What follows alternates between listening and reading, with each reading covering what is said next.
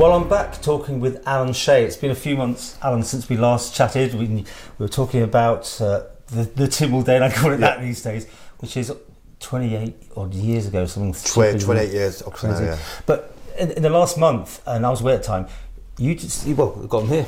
We found these DVDs you've been sitting on of all the various TV shows that were produced around that time, and they've gone onto Facebook. And we're going to put a little bit of clip here, but goodness me, what did you think when you look back on those? Well, I put it on because people, in my view, didn't realise or may have forgotten the history of where we've come from in all those years. It was in 1990, and some people did comment saying that we had a lot of support. Well, no, we didn't have support. It passed with 13 votes in the House of Keys, and only that reason why that went through was because there was a letter given to us from the Home Office saying that if the Isle of Man does not change this law, they will do so at the earliest opportunity. So we had a majority of 5 good people that wanted it through.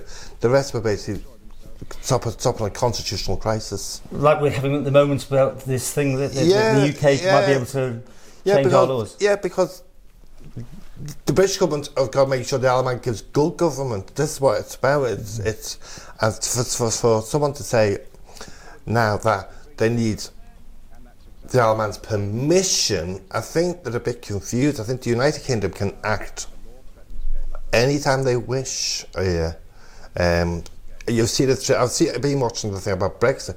Well, when you see that they're already passing laws for Guernsey and Jersey because of Brexit, with just 2 or 3 people, it's going through. So you can imagine what they can do, what damage they can do. I mean, it's really hard to imagine how it was so outstepped the Isle of Man with the rest of, well, besides Northern Ireland, of course, how things were and the treatment. And by looking at these videos, so Ian McKellen's one's interesting. They flew him over.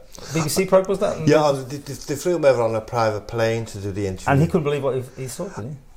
He was shocked. I think he was very shocked, and especially with the brother and the sister, the Duggans. You could almost think that was maybe taken as a spoof from another show, almost, couldn't you? But there was a show. The one show did. The one show, which I put on my Facebook. Below that was the one show did a skit on the Isle of Man, and of the Duggans, and everyone saying that they were from the Isle of Man. Oh, the far shows.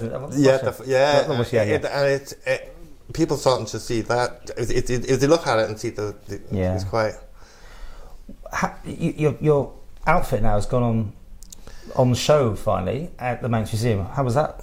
Well, I went out to see because no one informed me. So someone just said, "I think your costume's up." Seriously, they didn't have a sort of unveiling or anything. No unveiling or no statement in the media. So no one knew it was down there. Only because I took a photograph and put it on Facebook myself. But there's no mention that it was on display, which is a shame because I think if they would have advertised the fact, they probably would have got more people to go and see it because it is part of the Manx history. Yeah, I mean, the whole thing with these various videos that you put online, which I think you can see on your Facebook page. You've got links or YouTube channels and things like that. But especially the Ian McKellen one, I was shocked that it reached over 12,200 views, which I think is amazing for a little thing that lasted for about 10 minutes. And would you have thought, it's one of those questions, would you ever think we'd be sitting here having this sort of discussion in a world that's changed so much, especially in Ireland that's changed so much? I mean, I love the island. I'm not originally from here. I love the island. That was the problem, wasn't it? You weren't actually Manx. So that was another thing that caused it was safer for me to do it than a local. I was an outsider, so I didn't have family, and my family were in the UK. So, but it was I was the perfect choice in a sense. Was it something you pushed into, or did you actually feel, your calling for that? To stand up someone and be died that I knew, and 2 people died on the. There's one on the Tynwald tapes on Facebook. The guy that I was given a death threat on Tynwald Day. So there's a lot of police presence on that day, and there was a guy behind me watching my back. He also killed himself, which is something that you've got to focus when you see it. When I look at that, you see that you're reminded of that.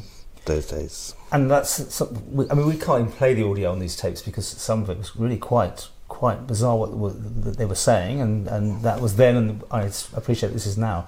But the police also seem to be not helping you, should we say that, from the videos that I can now see, moving you along or something. I had to laugh because my partner took one of the videotapes on Timble Day, and when the camera's zooming around, you'll see police in the same set of sunglasses. It's like they bought a job lot. And when it zoomed down, then you see a guy giving us the finger. And when I looked at the video, the sunglasses were identical. So there must have been, one was there, dressed up, was a female woman. And then there was a guy there, same got sunglasses, but then because we zoomed in on him, he gave us a finger. So obviously we knew where we stood, you know. But there was a lot of police there. But I was sure there'd be a lot of undercover police there. Well, there's so much to talk about. We're going to make this a two-parter.